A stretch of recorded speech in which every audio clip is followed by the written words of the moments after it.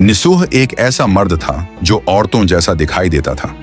नरम आवाज, नाजुक जिस्म और बगैर दाढ़ी के वो इसी बहाने से हम्माम में औरतों का मसाज करता था। ये उसके लिए कमाई का जरिया भी था और दिल की छुपी ख्वाहिश की तकमील का भी। कई बार ज़मीर ने उसे मलामत की, मगर हर बार वो अपनी तौबा तोड़ देता था। एक दिन बादशाह की बेटी हम्माम में आई और मसाज के बाद उसका कीमती हीरा कहीं खो गया। शहजादी के हुक्म पर सबकी तलाशी ली जाने लगी।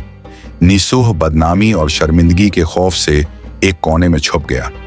जब उसने देखा कि कुंजियां उसे ढूंढ रही हैं, तो वो रोते हुए दिल की गहराइयों से खुदा से तौबा की और दुआ मांगी।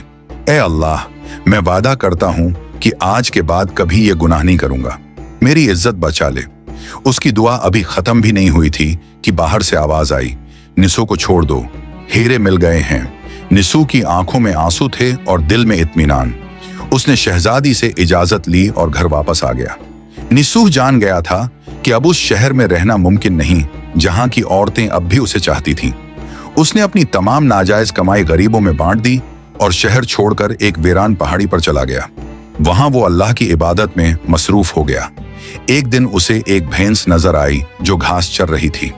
उसने सोचा कि यह किसी चरवाहे की होगी और जब तक उसका मालिक न आए वो उसकी देखभाल करेगा। कुछ दिन बाद ताजिरों का एक काफिला रास्ता भूलकर वहां पहुंच गया। शदीद प्यास से बेहाल ताजिरों को निसूह ने अपनी भैंस का दूध पिलाया और सबको तरोताजा कर दिया। निसूह के अच्छे अखलाक से मुतासिर होकर ताजिरों ने जाते वक्त उसे बहुत सा माल बतौर तहफा दिया। निसूह ने उन पैसों से वहां एक कुनवा खुदवा दिया। आहिस्ता आहिस्ता उस कुनवा के गिर्द लोग बसने लगे और इमारतें बनने लगी। निसूह की नेकियों की वजह से सब उसकी इज्जत करते थे। निसूह की नेकी और शोहरत की बातें बादशाह तक पहुंच गईं। बादशाह उससे मिलने का बेहद मुश्ताक था, लेकिन निसूह ने बादशाह से मिलने से इनकार कर दिया।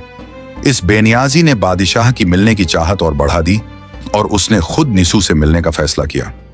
जब बादशाह निसूह की बस्ती में दाखिल हुआ तो उसकी रूह हैरत से भर गई, क्योंकि बादशाह बतौर अकीदतमंद निसूह के पास आ रहा था और अवाम भी निसूह की खूबियों की तारीफ कर चुके थे। सबने निसूह को बादशाह के तख्त पर बैठा दिया।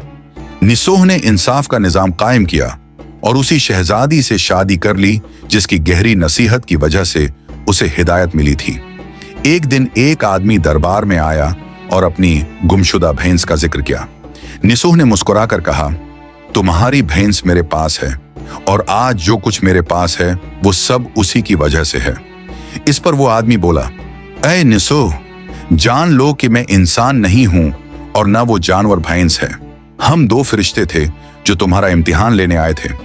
ये सब कुछ तुम्हारी सच्ची तौबा का नतीजा है। ये कहकर दोनों फरिश्ते आंखों से गायब हो गए। इसीलिए सच्चे दिल से की गई तौबा, जो सच्ची तौबा करे उसे नसूह कहते हैं।